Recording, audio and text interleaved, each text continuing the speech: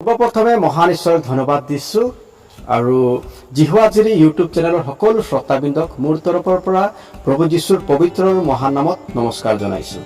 আজি এটা বাক্য লৈ আহিছোঁ আপোনালোকৰ আগত আলোচনা কৰিবৰ কাৰণে, আৰু বাক্যটো হৈছে 1 কৰিন্থিয়া 3 অধ্যায় 16 আৰু 17 পদ। ইয়াতে বাক্যই কৈছে, আপোনালোক যে ঈশ্বৰৰ মন্দিৰ আৰু ঈশ্বৰ আত্মা যে আপোনালোকত নিবাস কৰে, ইয়াক আপোনালোকে নাজানেনে?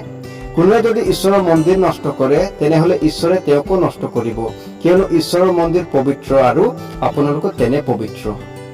এতিয়া বাক্যই কৈছে যে পৃথিৱীত যিমান মানুহ আছে প্ৰত্যেক মানুহৰ শৰীৰবিলাক ঈশ্বৰৰ একোটা মন্দিৰ হয় বুলি কৈ আছে। আপোনালোকে জানে যে ঈশ্বৰে প্ৰথমতে আদমক সৃষ্টি কৰিলে আৰু আদমক ধূলি আৰু মাটিৰ যোগেদি নিৰ্মাণ কৰি সেই আদমৰ নাকত ফু দি প্ৰাণবায়ু দিলে, আৰু সেই আদমে জীৱন পালে, আৰু সেই জীৱন পোৱাৰ যোগেদি ঈশ্বৰে তেওঁক আত্মা দিলে, আৰু সেই আত্মা ঈশ্বৰে দিয়া আত্মা হয়, আৰু সেই আত্মা সদায় পবিত্ৰ, আৰু সেই আত্মা আজি আপোনাৰ আৰু মোৰ লগত আছে বুলি বাইবেলে আমাক কৈ আছে। প্ৰিয়সকল, হয়, আজি আপোনাৰ লগত যি আত্মা আছে সেই আত্মা ঈশ্বৰে দিয়া আত্মা হয়। সেই বিষয়টো আপুনি জানিব লাগিব। আৰু 17 পদে কৈছে যে কোনোৱে যদি ঈশ্বৰৰ মন্দিৰ নষ্ট কৰে তেনেহলে ঈশ্বৰে তেওঁক নষ্ট কৰিব, কিয়নো ঈশ্বৰৰ মন্দিৰ পবিত্ৰ আৰু আপোনালোকো তেনে পবিত্ৰ। আজি আমাক ঈশ্বৰে কৈছে পবিত্ৰ।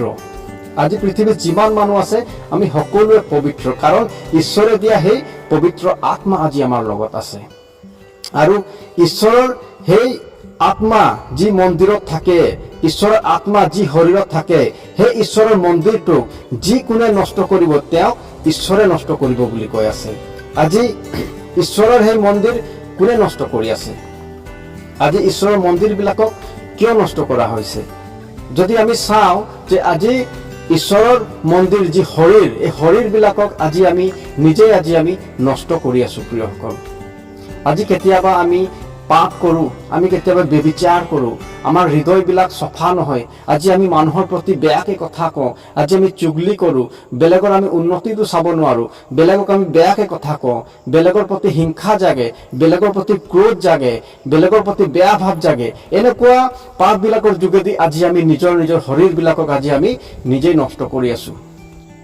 হয় প্ৰিয়সকল, এইবিলাকৰ যোগেদি আজি আমি নিজৰ শৰীৰবিলাকক আজি নিজে আমি নষ্ট কৰি আছো। আৰু বাইবেলে কৈছে যি কোনোৱে ঈশ্বৰৰ সেই মন্দিৰ নষ্ট কৰিব তেওঁক ঈশ্বৰে নষ্ট কৰিব বুলি কৈ আছে। আজি যদি আপুনি পাপ কৰ্মৰ যোগেদি, ব্যভিচাৰ কৰ্মৰ যোগেদি আপোনাৰ শৰীৰটোক যদি আপুনি পাপৰ ফালে লৈ গৈ আছে আৰু আপোনাৰ শৰীৰটোক যদি আপুনি নষ্ট কৰি গৈ আছে, তেতিয়াহ'লে ঈশ্বৰে আপোনাক এদিন নষ্ট কৰিব বুলি কৈ আছে। তো গতিকে আজি আপুনি সাৱধান হওক। যদি আপোনাৰ শৰীৰটোক আপুনি নষ্ট কৰি আছে তেতিয়াহ'লে আজি আপুনি সাৱধান হওক, কাৰণ বাইবেলে আপোনাক সাৱধান কৰি দিছে। যদি আপুনি আপোনাৰ শৰীৰটোক নষ্ট কৰিব, ঈশ্বৰৰ মন্দিৰটোক নষ্ট কৰিব, তেনেহ'লে ঈশ্বৰে আপোনাক নষ্ট কৰিব বুলি কৈ আছে। কাৰণ বাইবেলে কৈছে যি কোনোৱে, যদি আপুনি নষ্ট কৰিছে তেতিয়াহ'লে আপোনাক নষ্ট কৰিব। আৰু যদি শয়তানে আজি নষ্ট কৰি আছে মানুহৰ শৰীৰবিলাকক, তেতিয়াহ'লে সেই শয়তানকো এদিন ঈশ্বৰে নষ্ট কৰিব বুলি কৈ আছে। প্ৰিয়সকল, আজি আমি কেতিয়াবা চাওঁ যে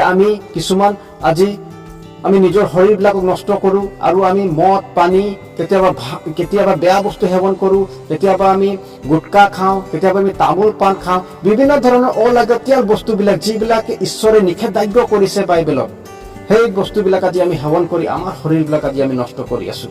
নিজৰ খন্তেকীয়া তৃপ্তিৰ কাৰণে, নিজৰ খন্তেকীয়া আনন্দৰ কাৰণে আজি আমি শৰীৰবিলাক নষ্ট কৰি আছো। প্ৰিয়সকল, আৰু যদি আজি আপুনি এনেকুৱা বেয়া অভ্যাসবিলাক যদি আপোনাৰ জীৱনত আছে, বেয়া বস্তুবিলাক সেৱন কৰাৰ যি অভ্যাসবিলাক যদি আপোনাৰ হৈছে, যদি আপুনি কোনোবা এটা বেয়া বস্তুৰ প্ৰতি আসক্ত হৈছে, তেতিয়াহ'লে আজিৰ পৰাই আপুনি সেই বেয়া অভ্যাসটো এৰি দিয়ক।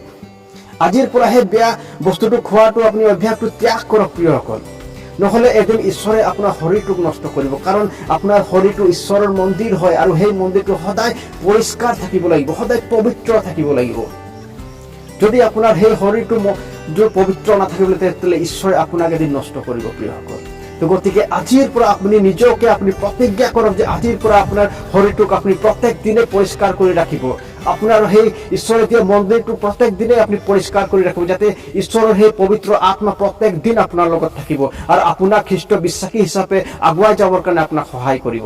আজিৰ এই ছুটি মেছেজটোৰ যোগেদি আশা কৰিছোঁ আপোনালোকে শিকিব পাৰিলে, আৰু আপোনালোকে এই বাক্যৰ যোগেদি আশীৰ্বাদ প্ৰাপ্ত হৈছে বুলি মই বিশ্বাস কৰোঁ। ধন্যবাদ। আমেন।